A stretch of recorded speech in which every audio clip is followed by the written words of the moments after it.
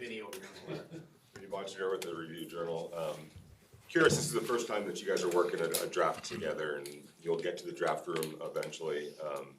What's the process of building a consensus on the decisions that you guys are gonna ultimately make? And you know, everyone wants to know if there is a tie or if there isn't a consensus, who has ultimate making powers? What I would say about that is we're gonna work it out. Yeah. That's all you need to know. We're gonna work it out. We're dedicated to doing that, and we will have, it will be consensus on everything we do. And well, and the guys that we don't have a consensus on, we probably won't take. It's been my experience too. So they're probably not right for the Raiders and for us. To your other question though, I mean, it's been an awesome experience so far. Lots of great communication, thoughts, sharing ideas, different perspectives.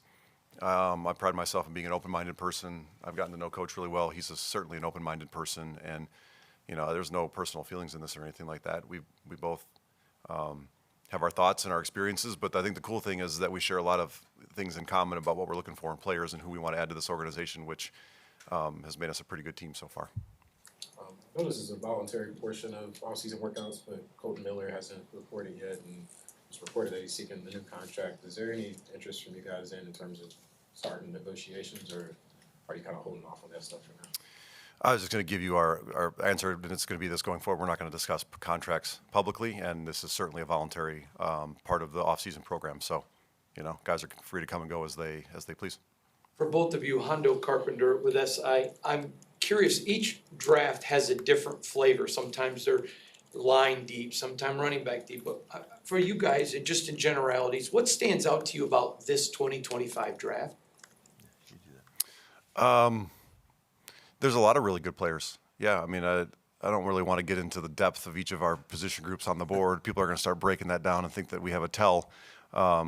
I think, you know, we just came from the draft room actually, and the way that it looks right now, we're excited about the players at a lot of different positions, and I think the cool thing is they match up with some of where Coach and I think that this team can get better, and that makes us feel good because it feels like we can get good players across the board that are going to help our team this year and in years to come as well.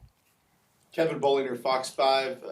Can you talk about your philosophy in terms of drafting with the best player available versus need? And if it comes down throughout the weekend that two guys are graded out pretty similarly and one's in need and one's in a position and maybe isn't a need, is that going to weigh things one way or the other? I want to hear your answer. Okay, he's tapping me in on this one. This is the age-old question, right? Are we doing need or are we doing best player available? And my answer would be that it's a combination of both. Yes. We're going to make the best decision for the Raiders, and certainly we have to take into mind places that we feel like we're not as deep at certain positions, and also we have opportunities to add really good players too, whether we think we need that player or not. You know, my experience kind of is two things. If you start forcing players because you need them, you end up regretting that, and you also can't have enough good players at certain positions too. So sometimes what isn't feel like a need right now becomes a need after one or two injuries during the season, and then you're thankful you took this really good player. So, you know, at the end of the day, we're going to kind of combine all of that along with character and injury data, and we're going to have a cool stack set up, and we're going to pick the best player available for the Raiders whenever we're up to pick. Case Kiefer, Las Vegas Sun. John, I think one of the other times you talked to us, you talked about the importance of understanding the value of positions, part of your philosophy going into a draft. How fluid is that year to year based on what's going on in the NFL, or how much is that set in place based on your past? Well, I have my biases, I think, in positions that I like. I know he does too, and they actually end up matching up pretty well. Listen, I think we all have an idea of how we feel like the best to build a football team and where you start and what you do and where you go from there. But you have to take into account who you have on your team and are they going to be here, you know, 2 or 3 years down the line. You know, there's no easy answer to that question. I don't think there are more, you know, I mean, there's players at skill positions that touch the ball every play, and you have to value that in. But if you can't protect the quarterback or affect the quarterback, then they don't really get a chance to make plays on it either. So, you know, there's a million different ways to do it, which is why I think it's so interesting and so many people enjoy it. And there's a lot of ways to do it.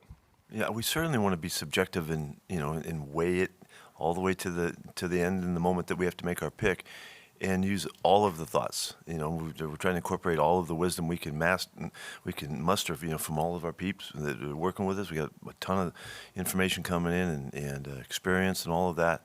So I don't know that we would ever say, it's all this, it's all that at any time. We want to be wide open as much as possible and make great decisions. Alex Eshelman with KTMB Channel 13. What's the biggest commonality that you both share in terms of your approach to the draft every year? We love the Raiders. Yeah, we love the Raiders. What I'm seeing from John is really his depth of commitment to the people that we choose, and the makeup of the person, and the character, and certainly the competitiveness of the guys, the hunger that they bring. That's something that we both cherish, and so we come from a real connected spot in that regard. So in every choice that we make, every decision we're talking about, it always comes up. What kind of guy is this guy? What can we expect? How could he complement our mentality? Because right now we're building this team, and so much of that comes from the character and the attitude and the makeup of the people. And so as we draft all the way throughout the rounds, that's going to be a huge factor in all of our decisions. And we're really connected in our thinking in that regard. So I know we both feel very comfortable about going into this because we know we have that kind of baseline that we're starting from. So I would just add to that too, just the competitiveness. That's the person. But when I think about the kind of player that we need to bring into this program to give to the coaches, and what I've seen from Coach and his staff already, there needs to be a passion and a competitive drive that is gonna be paramount to people's success in this. And if they don't have it, then they won't last year very long, in my opinion, from what I've seen and what I know. And we have to demand that, because otherwise we're not doing our jobs as scouts and as a personnel department very well, because we're setting them up for failure. Because I don't think it's fair to ask Coach and all his staff to try to pull the competitiveness out of them every day. The players have to be willing to give it, and then it can be, exponentially grown over time. The Las Vegas Review Journal. I just want to follow up on that. John, Ashton Genty actually said in an interview the other day that he thought you guys were looking at character more than maybe even other teams were, and that you guys valued that. I guess, is that maybe the art of scouting now, where everybody knows the same numbers, everybody has all the same, information on guys, everybody has the same tape, but that's the art of maybe learning a guy? I think there is an instinct and a nuance to it for sure. And every year I go, through another draft process between the combine interviews and the player interviews and the top 30s and all of that. I feel more convicted and confident in knowing who that person is sitting across from me, even if it's only a 15 or 20-minute meeting. And again, I've talked about it before in Tampa, where I felt like we got really good was we matched the quality tape up with the quality person. And whether or not other people think that we drafted guys a little bit too high, I think the proof was in the pudding that those were the guys that we built that program on. And I think it's going to stand up here too, because we're demanding it. And, Coach just talked about it, and we will be, our fate will be the kind of person that we bring into this organization, from coaches to scouts to players. And I think we're silly if we don't demand that there's a high level of commitment to football and being a good person to go along with that too. Love of the game. Love of the game. I don't think it's too hard to ask those two things. You just got to know where to look and how to find it. Levi Edwards, Las Vegas Raiders. On the back end of that question, Ash and Jenny, a couple of prospects were talking about their top 30 visits and kind of the things that you did outside of the building in terms of kind of gauging, doing Top Golf and things like that. Do you think things like that are important to kind of also gauge someone's personality of who you're drafting, but also gauge their competitive spirit? Well, I would say that the more situations that we can put guys in, and the more opportunity we have to see them in different lights and all, is high value. And so, we try to be real creative with that thought while they were here, and in the questions that we ask and what we're digging, at them to reveal, and so that we can just get enough info to have the kind of gauge that we feel really good about. And sometimes you feel better about some guys than others, and some of it has to do with the openness of the player. We try to give them an atmosphere where they feel comfortable, and so that they'll feel free and allow a little bit of vulnerability to be shown, and all that. So, but it's hugely important that we get at the answers. We don't always get them, but we're digging for them. In the modern NFL, I know it's become kind of looked down upon to take running backs high in the draft, but I think you've seen Ashton Genty get talked about in that top 10 by pretty much everybody who's putting together mock drafts. What do you think about him in particular that makes him so special to where he might be careful warranted one of those picks?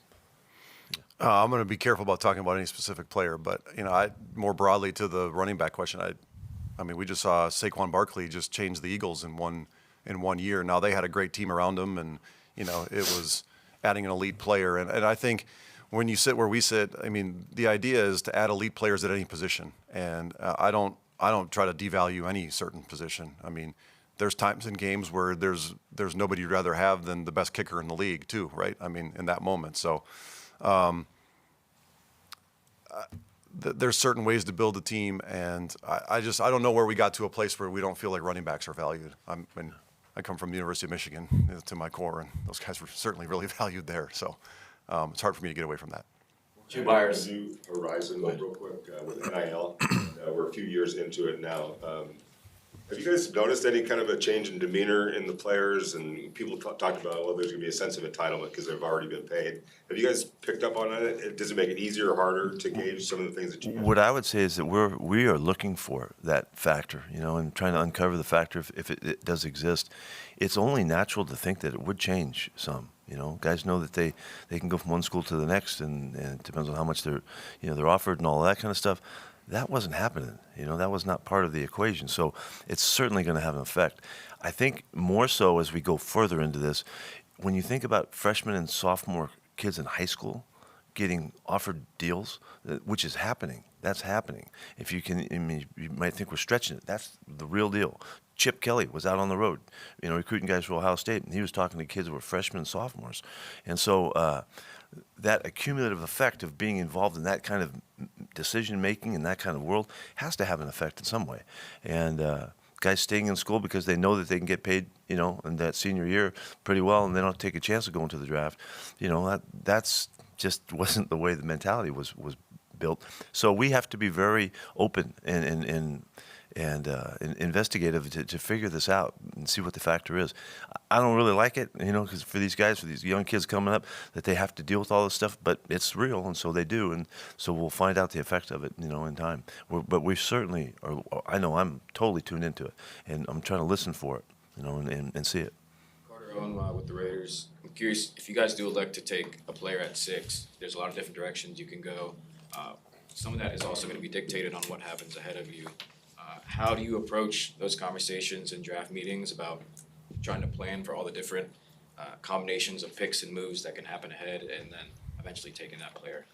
Well, when you're picking 6, you only got to figure out 5 different combinations or players that could possibly go. And, our pro department up there right now with Ben and Jordan and Jordy's doing a great job of tracking visits and private workouts and who was at pro days to try to, figure out, kind of where these teams might go to help you prepare. But at the same time, that's a lot of wasted energy to me, because at the end of the day, we have no idea what these teams are going to do. We have a sense, but we're guessing. And I think our focus, Coach and I's focus, is more on the Raiders and are we comfortable with a stack of players that are there at 6?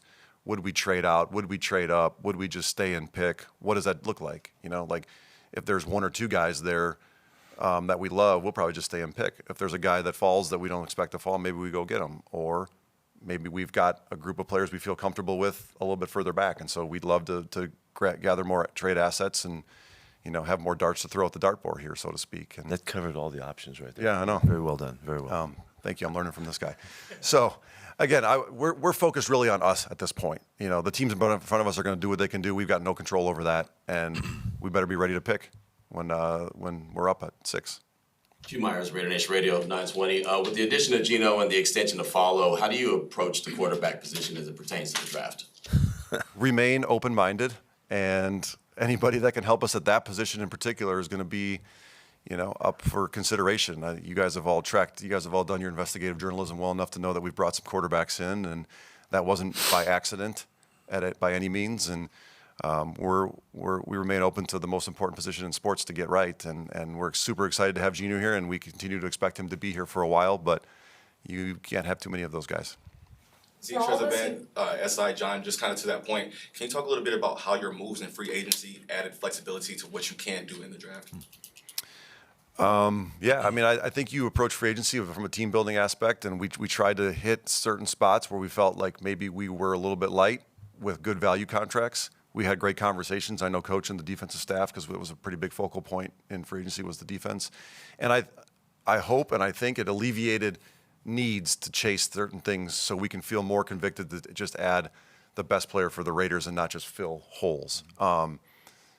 That doesn't mean that we still don't have some that we need to get better at. We certainly do, and that won't change year to year. We'll always feel like that. But the team building exercises, and we tried to approach free agency a little bit with like, all right, if we can get these guys here, maybe the draft is a little bit stronger at these positions, and we can build the team that way too. So, we've been excited about what the guys who have been here have done so far too. So that helps. For all of us who can't be in the war room with you, what is your guys' go-to drink, snack, meal during draft day? I'm going wild for Mountain Dew. Make sure that I'm caffeined up. No, I'm not doing that. We don't. Whatever's handy. Whatever Ricky and Angie serve, we'll eat. That's it. And I try to stick to water. Don't drink your calories. Sticking to the war room. No Mountain Dew for me. My bad. I should have brought it up. Sticking with the war room theme, will you have all your assistant coaches in there, all your scouts? Will Tom Brady be in there? How do you gonna set up your war room, John? That's a good question. Obviously, I like having the scouts in there. They've put in so much work throughout the year. I've been places where the group isn't in there, and it can be tough on morale. So it's a smaller room than I think we wish it was when you start putting that amount of people in there too. But it's a working environment too, and so we have to be cognizant of the fact that there's got to be lots of communication. We can't just, it's not a party. It's probably not as exciting as everybody in here thinks it might be. Obviously, when we start approaching being on the clock, or when we're on the clock, there's kind of a hush and an excitement that falls over the group. But in terms of what ownership is going to be here, I'm not sure on that yet. Certainly, if they want a seat at the table, they'll get a seat at the table. They own the team. There'll be chairs available. We'll be dynamic and fluid in that aspect too. But Coach and I will be sitting next to each other and coordinating all the way through. Paul Gutierrez here from Raiders.com. That sounded strange. That was cool. John, after decades of paying dues, and now you're sitting in the driver's seat. How? Just 2 decades. Yeah, okay, 2 decades. Made that sound like I was like 50 years into a career. God, wouldn't that be horrible if you're 50? Jeez. You're in the seat. Always Now. bringing up age. I know. How excited are you to be there? And Pete, what vibes is he putting off? I'd be lying if I didn't say that this wasn't a dream come true. It certainly is. But the gravity of getting the picks right and having a great process and making sure that we communicate is really more important to me than anything else. And I pride myself on being a team player. I don't think that this is about me at all. This is about the Raiders and the group of us people upstairs that want to put the best football team together for Raider Nation and for Mark Davis and all of the ownership group. And that's really my focal point. And added bonus to have Coach here with me, who's excelled at this for a long time. I marveled at their drafts in Seattle for years to come, in all the past years, all those decades when I was paying my dues, I was marveling at what Coach was doing. So anyway, there's a wealth of knowledge, and I'm just excited for the opportunity for the group of us upstairs. There's so many people that have put so much work in, and I'd be remiss if I didn't acknowledge all of them. But that's really my focal point. Yeah, there's no signs that this is John's first go-around. It doesn't feel like that at all. He's gained so much from the people he's worked with. I'm sure they've given him a latitude, and they've utilized his powers and his strengths, because you can just tell he's very comfortable with the process. That doesn't mean that we don't, as we're growing together, there'll be things that we tweak along the way. But I couldn't be more confident in where he's coming from. And I think it's because philosophically we're so connected. We're very fortunate that they put us together to do this. And so that's, knowing where you come from and who you are is really, really valuable. And particularly when you're faced with difficult answers and challenges and questions and things like that, we're rolling. This is not any time have I felt like, oh gosh, we're so young, we're so naive, we're so whatever. We ain't like that. So we're ready to go. John, you have mentioned sticking or picking or trading. Do you sense any appetite behind you for teams that might want to jump up and get somebody that they're looking? Well, without giving anything. Yeah. We can go back to Hugh's question. Who you picking? Who you picking? Yeah. Well, if we stay, we'll pick this guy. Otherwise, we'd love to trade out. We'll consider all options. I'd love. We've got 9 picks, which is great. I'd be maybe more motivated to move out if we had 4, but we have 9. But if somebody wants to come offer us something great, we're going to consider everything too, and we certainly would be open to that. If you're asking, my phone hasn't rung yet, but it's only Friday, so. Sorry, along those lines, like, Sorry, do Hondo. you kind of get the sense, did you start? I'm sorry. But I didn't hear. No, it's okay. You jumped over him. All right, you win. Along those same lines, like, do you get the sense there is gonna be a lot of movement just in general, not from you guys? Like, is there a lot of teams that you feel might move? And then the other part is logistically, like, is it the general managers communicating? Is it staff communicating? Like, how does that kind of work? And how different is it draft night if teams are calling you, and then you're actually on the phone and during that process? I have the sense that maybe mid. I think the top of two feels more like there could be some action up there. But listen, it only takes one team to get a run on a certain position started, and then everybody else goes, oh, well, we want one of those guys, we better go. And so the draft remains wildly unpredictable, which is why everybody loves it. And the staffs that are dynamic and navigate the changing landscape the best usually do the best. And, you know, it's our first go-around together, but I feel confident in the process we have up top with the people that are helping and going to assist.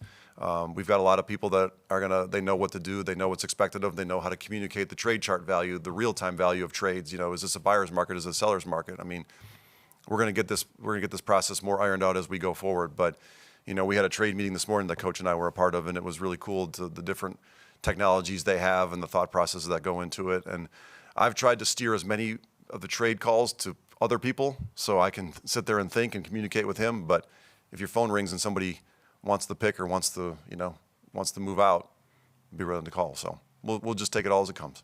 Basket by Hondo Havlicek.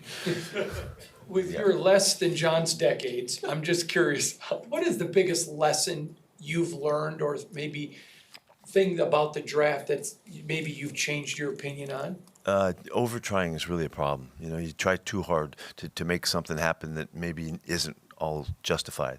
You know, and that comes from wanting to fill holes and fill voids, and you overreach. And we don't want to do that. We want to be very composed about the decision making and not get all enamored with one person that's going to make the difference in the draft and all of that. You know, we'd rather go about it in a very deliberate way and make our choices very clear and not get, you know, whacked out about any choice in any direction. For John, go ahead. The draft is a culmination of years and years of the information gathering process. For these next couple of days, what do you want to prioritize with your staff, and what are you guys going to be focused on as you put the finishing touches on that process?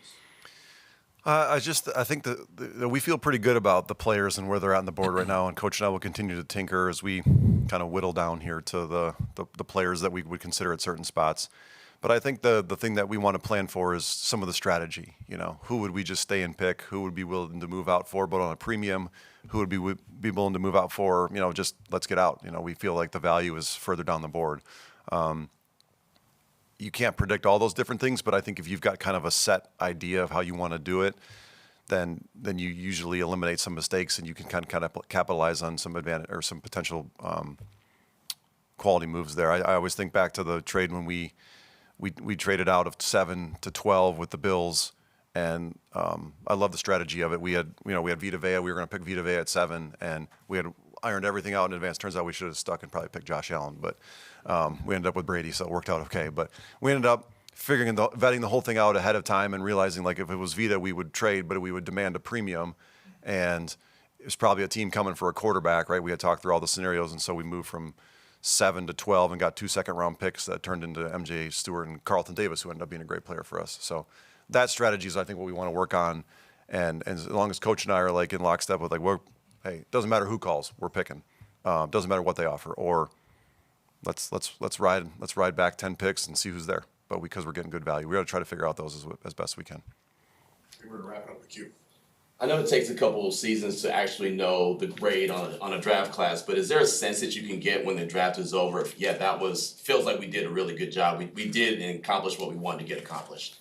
Yeah, I think certainly that's the case. You know, you can feel like we have thoughts right now that things we'd like to get done, and if those things go bang, bang, bang, bang, and we're feeling really good about it, we're gonna be happy with the process. But then the proof is in the over time, and so we recognize that. But we'll be celebrating, you know, when this happens, and be excited about it. Because of the process is such a challenge, and it's so much fun for us too, and all of the people involved. We'll enjoy the heck out of it, and then we'll see what happens, and we'll try to make it come to life and be really strong. There's usually 32 teams that feel really good about their draft after it, but when we get the right kind of people in here, I think you can feel pretty confident you did a good job, and so we're shooting for that this year. Yeah. Excellent. Thanks, Thanks, guys. Thank you.